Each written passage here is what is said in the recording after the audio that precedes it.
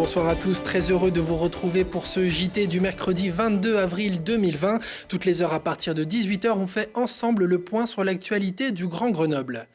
Laurent Wauquiez était en visite en Isère ce mercredi. Après un passage chez le chocolatier Stéphane Bonnat à Voiron, c'est au CEA que s'est rendu le président de la région pour présenter les respirateurs Macaire. Un respirateur simple et à bas coût dont l'idée émerge au sein d'une équipe nantaise et conçue avec le CEA de Grenoble. En 3 semaines, ils ont mis au point une machine adaptée pour répondre au syndrome de détresse respiratoire. On écoute les explications. Donc la machine fonctionne extrêmement simplement avec à la fois des composants imprimés en 3D et des composants achetés sur étagère. Donc elle est séparée en 2 parties, à la fois une partie qui va générer un débit d'air qui va être respiré par le patient et ici une partie électrique qui va être l'intelligence du système. Donc vraiment le principe est simple, on a une turbine qui va créer de l'air et cet air va être ensuite mélangé à de l'oxygène. Donc l'air qu'on respire en général est à 20% d'oxygène. Ici, on va enrichir l'oxygène autour de 60% d'oxygène. Et ici, nous allons envoyer ou non de l'air vers le patient. Donc ici, on a vraiment des valves qui vont contrôler très finement la pression. Et c'est tout là l'enjeu pour un coronavirus. L'objectif, c'est de sortir sur un respirateur pas cher. D'abord parce que nos hôpitaux n'ont pas les moyens de s'acheter des choses qui épuisent. Il vaut mieux en avoir plusieurs robustes qu'une Rolls-Royce qu'on n'est pas capable de sortir du garage. Et puis la deuxième chose, dès le début, on voulait aussi penser à des pays qui vont être touchés par la pandémie, qui sont des pays qui ont peu de moyens et pour lesquels il faut qu'on offre une solution qui soit une solution robuste et accessible à tout le monde. Donc c'est vraiment le respirateur pour tous. Nous, on ne voulait pas faire une Formule 1. On voulait faire une 2 chevaux, une coccinelle, mais dont on soit sûr qu'elle marche. Et c'est, je pense qu'on a réussi tous à faire. Alors pour l'instant, plus de 5000 exemplaires de cette machine sont déjà en cours de conception. À l'heure où les masques, gel et surblouses manquent à l'appel, les professionnels du matériel médical redoublent d'efforts pour fournir tout le monde. Une branche d'activité qui n'a pas baissé le rideau et qui vient même en soutien de cette première ligne que forment les soignants. Nous sommes allés les rencontrer. On les appelle plus communément la deuxième ligne. Pas soignants mais partie prenante de la chaîne de santé, les fournisseurs en matériel médical ont vu la demande grimper depuis le début du confinement. Une demande spécialisée coronavirus pour traiter au mieux les patients. Que ce soit de l'oxygène médical à domicile, que ce soit un lit médicalisé, on va dire c'est tous les dispositifs médicaux pour le confort du patient. Mais dans l'ensemble de nos consignes, alors au domicile, on fait des installations dites protégées et en milieu hospitalier ou en EHPAD, on fait des installations où le matériel et dispositifs médicaux sont installés forcément à l'extérieur, contrairement à la première ligne, c'est-à-dire les gens qui sont directement en contact des patients contaminés. Hospitalisation à domicile avec des lits médicalisés, livraison de gel hydroalcoolique et de masques dans les entreprises, mais aussi création de services Covid dans les hôpitaux et EHPAD. Les missions se multiplient à tel point qu'aujourd'hui le téléphone ne sonne presque plus que pour ça chez les professionnels du secteur. Pour les mener au mieux, un protocole strict est appliqué. On a des procédures bien particulières, on est équipé de masques, de gants, de blouses.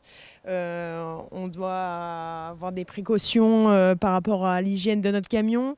On n'est pas en contact avec la personne. On dépose le matériel souvent devant l'établissement, parce qu'on a des procédures qui sont vraiment beaucoup. Et chez les particuliers, la plupart du temps, le moindre contact et des fois on dépose le matériel juste devant la porte, à part s'il y a besoin d'installation. En attendant la fin du confinement, les entreprises préparent déjà l'après en se tournant vers des fabricants français. La filière s'attend à une importante augmentation des commandes, notamment en matière de consommables, à savoir masques, gants et gel. De nouvelles pistes cyclables après le déconfinement, voilà l'annonce faite par le maire de Grenoble mardi soir lors de son point situation hebdomadaire. Éric Piolle craint qu'avec les mesures de distanciation sociale d'après-confinement, le chiffre de 90 millions de trajets annuels dans les transports en commun chute au profit de la voiture. C'est pourquoi la ville travaille à un plan de déploiement de pistes cyclables temporaires suivant principalement le tracé des grandes lignes de transport en commun. Demain, Yann Mongaburu, le président du syndicat mixte des mobilités de l'aire grenobloise, sera l'invité de Lina Badreddine pour en parler. Nous l'évoquions cette semaine, quel que soit le scénario retenu par la Ligue nationale de rugby pour la reprise des championnats, le FCG sera privé d'une éventuelle montée en top 14. Pour en parler, nous sommes en connexion avec le président du club, Nicolas Cuina. Bonsoir. Bonsoir, Mathias. Alors, tout d'abord, comment ça va ? Pour ce qui est de la santé, ça va, donc je suis déjà satisfait de cet état. Alors, Président, vous avez pris part au débat. Comment vivez-vous au club cette non-possibilité de monter ? La Pro D2 serait à l'heure actuelle le seul championnat, tout sport confondu, sans promotion. On sait que votre homologue de Perpignan vit ça comme une injustice. On vit tous cela comme une injustice, puisque les sportifs en premier se sont battus près de 3/4 du championnat pour finalement ne pas avoir la perspective d'aboutir. Mais pour l'instant, on n'a pas encore rendu les armes avec François Rivière et d'autres. Peut-être qu'il y a encore un maigre espoir. En tout cas, on se battra jusqu'au bout pour que l'espoir survive. Alors, cela pourrait avoir une répercussion sur l'effectif 2021 ? Alors, en ce qui concerne l'effectif, non, puisque fort heureusement, le FCG, comme vous le savez, était en pleine reconstruction et réorganisation, et en tout cas dans une perspective d'un plan qu'on a construit pour les 10 prochaines années. Et on avait travaillé sur un budget plus raisonnable, entre guillemets. Donc, de ce fait, les engagements que nous avons pris jusqu'à présent seront tenus et notre effectif sera conservé. Alors, au-delà de ça, la Ligue nationale de rugby a présenté 2 scénarios de fin de championnat, à savoir des phases finales fin juin, début juillet, ou alors en août, en amont de la saison suivante. Est-ce que vous avez une préférence au sein du club ? Alors, à l'heure où on se parle, le scénario lié au mois de juillet est abandonné. On est en train de travailler plutôt sur une éventualité sur fin août. Mais on est surtout en train de se préparer à appliquer un protocole qui va être particulièrement lourd pour la reprise de l'entraînement, la réathlétisation de tous nos sportifs, puisque le rugby professionnel n'a jamais connu un arrêt aussi long. Donc nous ne connaissons pas encore le temps nécessaire et les efforts nécessaires à la réathlétisation de nos sportifs. Et puis surtout, nous serons très vigilants quant au sujet qui aurait pu être contaminé, puisque aujourd'hui, il réside quelques risques quant à la problématique cardiaque que le coronavirus, le Covid-19, pourrait avoir sur ce système. Alors, quel impact économique cette coupure et éventualité de ne pas avoir non plus de public dans les stades avant 2021, cela peut avoir sur le rugby professionnel français? Nos confrères du Midi Olympique parlaient de nombreux clubs en péril. Un club professionnel aujourd'hui, comme toute entreprise, a une vie économique. Donc forcément, quand vous avez des charges et plus de produits ou moins de produits, ça paraît effectivement être une période difficile à surmonter. Malgré tout, le FCG est solide, avait reconstitué ses fonds propres et en perspective de pouvoir continuer dans cette démarche-là. Et le FCG est très actif dans ce secteur, a demandé toutes les aides qui étaient possibles d'avoir, a demandé le soutien de ses partenaires bancaires. On n'a pas encore la décision finale, mais je ne vois pas comment nous ne pourrions pas être suivis par ces partenaires historiques. Et puis, nous avons plein d'idées, puisque le FCG est toujours vivant et je compte bien à ce qu'il soit plus fort à la sortie de cette crise.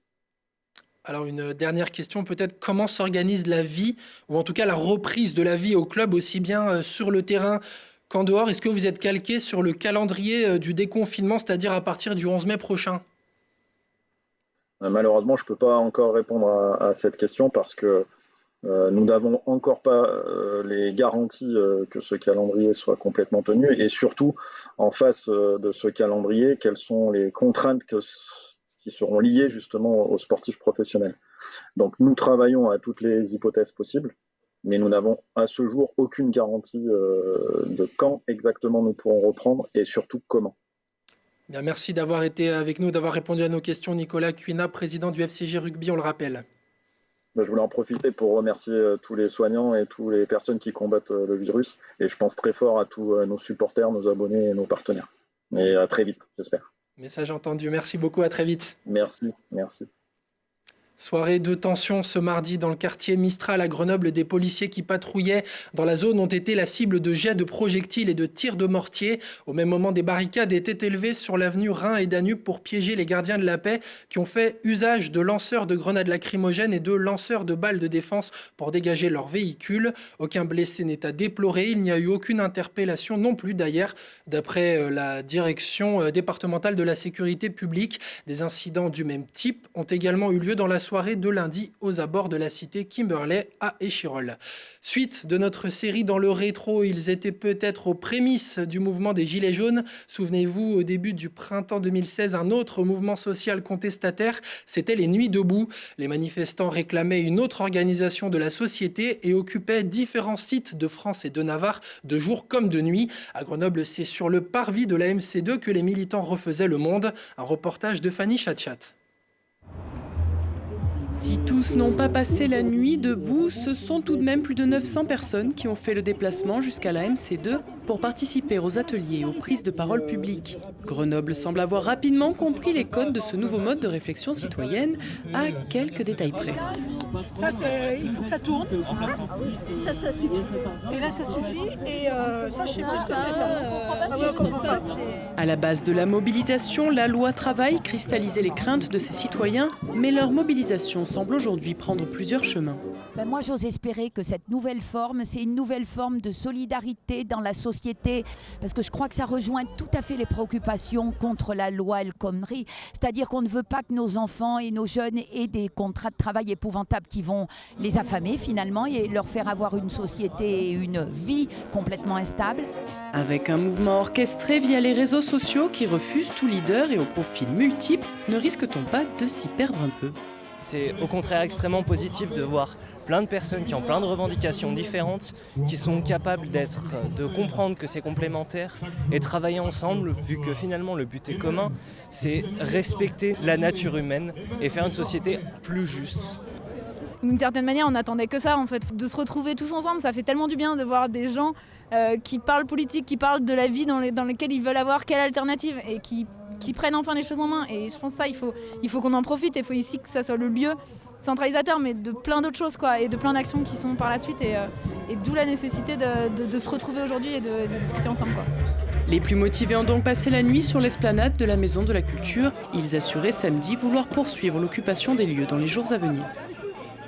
Le mouvement Nuit debout sera très actif à Grenoble avec une occupation 24 heures sur 24 du site de la MC2 pendant plusieurs semaines.